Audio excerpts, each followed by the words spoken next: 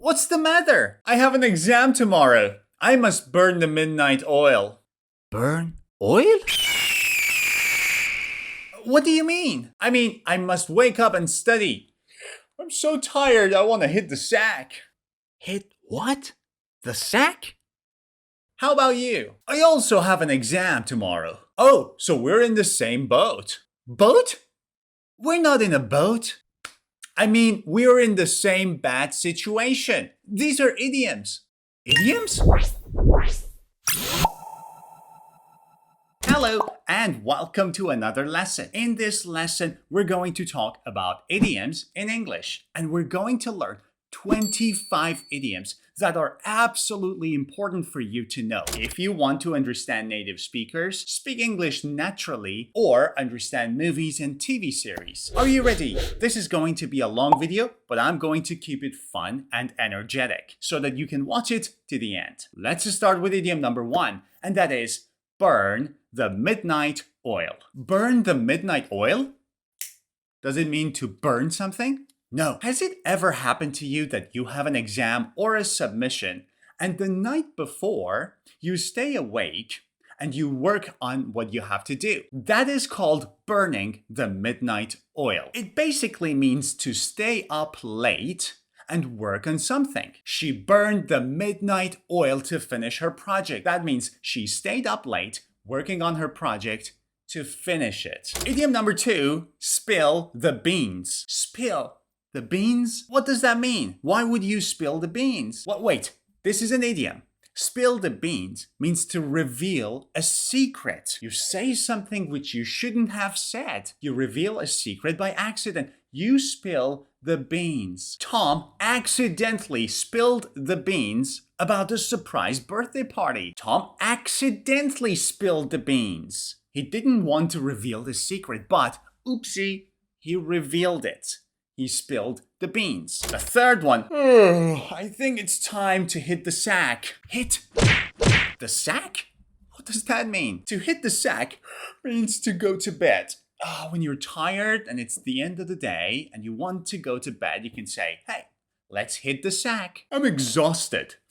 I'm going to hit the sack. Bye. Oh no, wait. We still have to continue this lesson. Idiom number 4 is to jump on the bandwagon. Jump on the bandwagon? Why would you do that? Has it ever happened to you that all the people around you, your friends, your family members, are doing something that has recently become popular? And then you say, maybe I should do that too. Maybe I should join them in doing that. Maybe I should jump on the bandwagon. To jump on the bandwagon means to do something that is trendy, to do something that has become popular and others are doing. So basically, you join others in doing something trendy, jumping on the bandwagon. Everyone's joining the new gym, so I decided to jump on the bandwagon. Everyone's joining the new gym, so I decided to jump on the bandwagon. I decided to join the new gym too, because everyone else is doing it. Hey, you're quiet.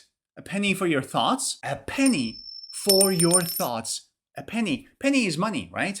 A penny for your thoughts. That means I'm willing to give you money to hear what you're thinking about. You use this idiom when you want to ask others what they're thinking about. You see your friend sitting there like this, thinking about something, and then you're curious and you say, hey, a penny for your thoughts? That means I want to know what you're thinking about. You've been quiet today. A penny for your thoughts? Too much dust in the air. Let's bite it.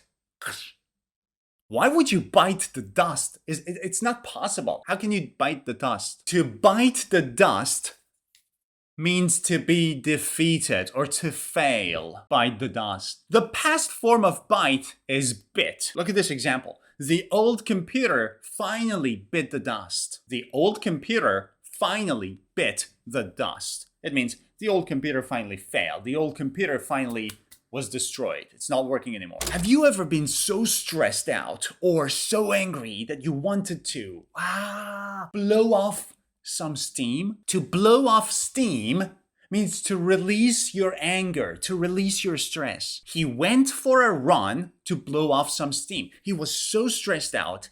He was so nervous. He was so anxious. He was so angry that he went for a run to blow off some steam. Now, when you are angry at someone, what do you do to blow off some steam? In my case, I would like to scream into a pillow.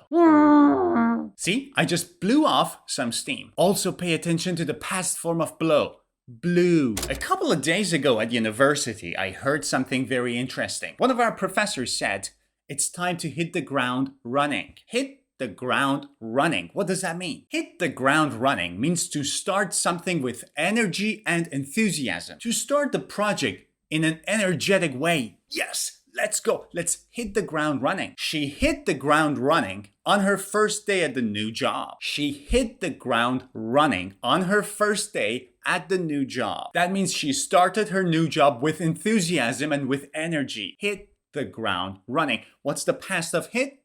Hit. Hit, hit, hit. Next idiom is about an animal, dogs. Now, sometimes dogs are sleeping and you don't want to wake them up because they cause problems. So you say, hey, let's let sleeping dogs lie. Let sleeping dogs lie? What does that mean? It means don't wake them up because if you wake them up, they may end up causing more problems.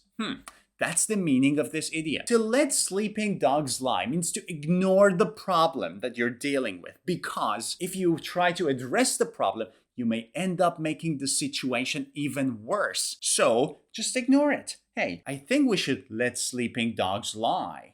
I think we should just ignore this problem because if you try to solve it, you may make it worse. Don't bring up old arguments. Let sleeping dogs lie. That means just ignore the old arguments. Forget about them. Because if you bring them up, it's gonna make the situation worse. So, let sleeping dogs lie. Now, idiom number 10. Great job, guys. You've made it so far. This is the 10th idiom. The ball is in your court. The ball is in your court. Are we playing football or tennis or basketball? It's not about a game. When you tell someone the ball is in your court, that means it is your turn to make a decision or take an action. The ball is in your court now. So it's your turn, not mine. I have given you all the information. The ball is in your court now. I've given you all the information and the ball is in your court now. It means I've done my part. Now it's your turn to do something. I hope you're enjoying this lesson. We have 15 more idioms to learn. But let's have a break here and let me tell you something. Do you want to have the list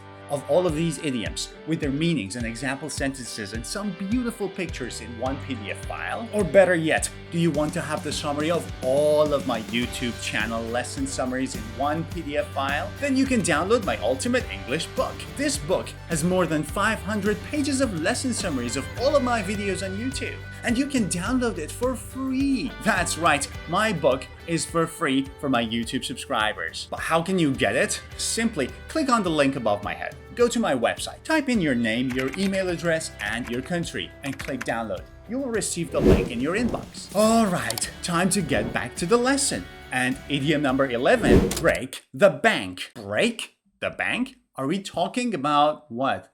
Robbing the bank? No, to break the bank means to spend all of your money. Yeah, give me that. Give me that one too. And that one too. Break the bank. We should be careful. Buying the new car will break the bank. Buying the new car will break the bank. That means we will go broke. We will end up spending all of our money. Where's my pen? Have you seen it? Oh, it's here, right under my nose. If something is under your nose, that means it's right in front of you. It's right there. But you cannot see it. It's under your nose. The keys were right under your nose the whole time. That means the keys were right in front of you, but you didn't see them. They were right under your nose. Have you ever tried to wrap your head around something? What? What does that mean? To wrap your head around something means to try to understand something which is complicated, something which is difficult to understand. So you're trying to understand it. You're trying to wrap your head around it. I can't wrap my head around this math problem. I can't wrap my head around this math problem. It means this math problem is so complicated that I cannot understand it no matter how hard I try. I just can't wrap my head around it. Can you throw in the towel? Oh, thank you. Throw in the towel. What does that mean? To throw in the towel means to give up, to admit that you're defeated. I'm done. I can't do this anymore. I'm throwing in the towel. I am throwing in the towel. That means I'm giving up. I'm defeated. I accept defeat. After trying for hours, he finally threw in the towel. After trying for hours, he finally threw in the towel. That means he finally gave up because he realized that he cannot pull it off. He cannot do it. He threw in the towel. Have you ever done something by the skin of your teeth? This is a tooth, and these are your teeth. Now, what is the skin of your teeth? Is it the part that covers your teeth? No. If you do something by the skin of your teeth, you barely succeeded doing it. It means you managed to do it, but just barely. You were so close to not succeed, but you succeeded.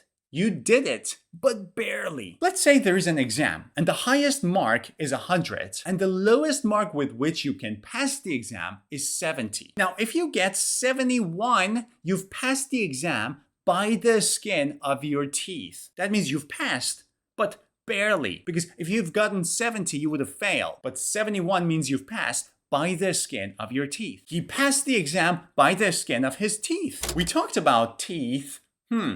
Another body part. Oh, eyes. Let's talk about eyes. Sometimes you need to keep your eyes peeled. What? To peel your eyes? To remove the skin off your eyes? No. To keep your eyes peeled means to stay alert, to watch carefully. Keep your eyes peeled. Imagine you're driving. You want to park your car, but you need to find a parking spot. How can you find one?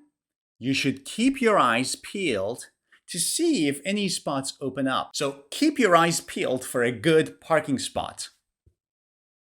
Oh, right there. Teeth, eyes.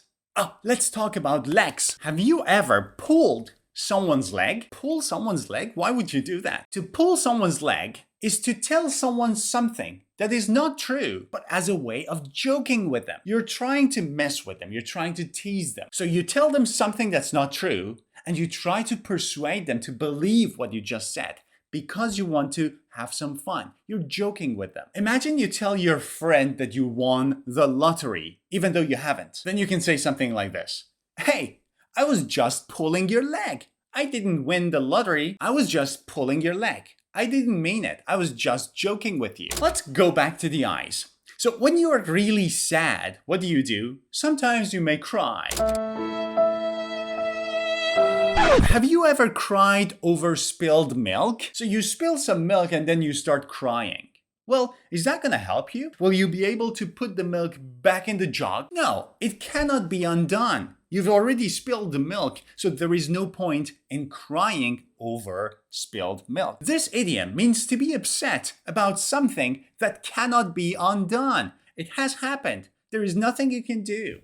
You cannot fix it. You can't go back in time and fix it. So don't cry over spilled milk. It's no use crying over spilled milk. We can't change what happened. It's no use crying over spilled milk. We can't change what happened. Imagine you're looking for your keys, and the keys are under a stone outside because maybe your mom or your wife or your husband or your partner left the house earlier and left the keys under a stone outside, and you're trying to find them. So what should you do? You should turn the stones to see if you can find your keys. And if you cannot find them, make sure you leave no stone unturned. Leave no stone unturned. What does that mean? That means to try every possible way to achieve something. Try everything. Leave no stone unturned. They left no stone unturned in their search for the missing ring. They left no stone unturned in their search for the missing ring. It means they tried everything. They looked everywhere. Have you ever heard the phrase, to be in the same boat? Does that mean to be in the same boat literally? Well, not necessarily. This is an idiom. If you are in the same boat as someone else, that means you're experiencing the exact same difficult situation. For example, you've lost your job.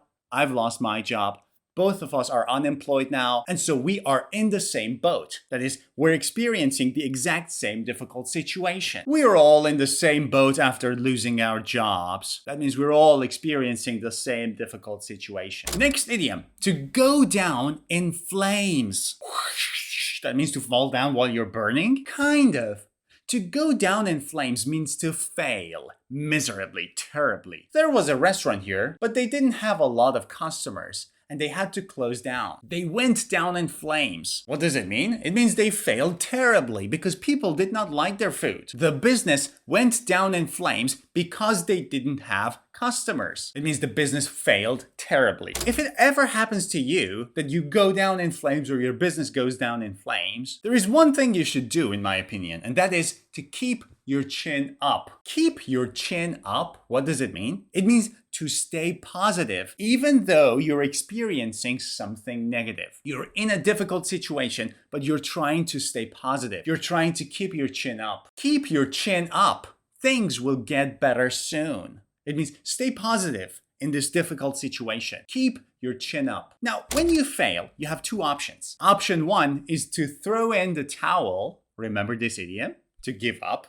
To admit that you're defeated and you don't want to continue. Option two is to go back to the drawing board. Back to the drawing board? What does that mean? That means to start over, to start again. The plan didn't work, so it's back to the drawing board. The plan didn't work. The plan failed. We weren't successful, so it's back to the drawing board. We have to start again. Next idiom. To be on the same page. If a group of people are on the same page, or if two people are on the same page, that means they have a shared understanding of that situation. And they are in agreement. They agree with each other. They are on the same page. Let's make sure we're all on the same page before we continue. Let's make sure we're all on the same page. Let's make sure we all see the situation in the same way. We're all in agreement with each other. We have a mutual understanding. We are on the same page. And now it is time for the last idiom of today. It's been a very long video and it's summer. It's not easy, guys, recording these videos. It's just too hot. The only thing that keeps me going is you. And now the last idiom. Put your foot down. My feet are already down. What does it mean to put your foot down? That means to use your power and your authority to stop something from happening. For example, your kids want to stay up late and watch a movie, but you are the parent. You have the power. And you say, no, tomorrow morning you have to wake up early and go to school. So, no staying up late. You are using your power to stop something from happening. She put her foot down and refused to let her kids stay up late. She put her foot down and refused to let her kids stay up late. That means she used her power as the mother to stop something from happening, to stop her kids from staying up late. And that's it, guys. I hope you've enjoyed this lesson. Don't forget to give this video a thumbs up. And if you are new to my channel, click subscribe. See ya.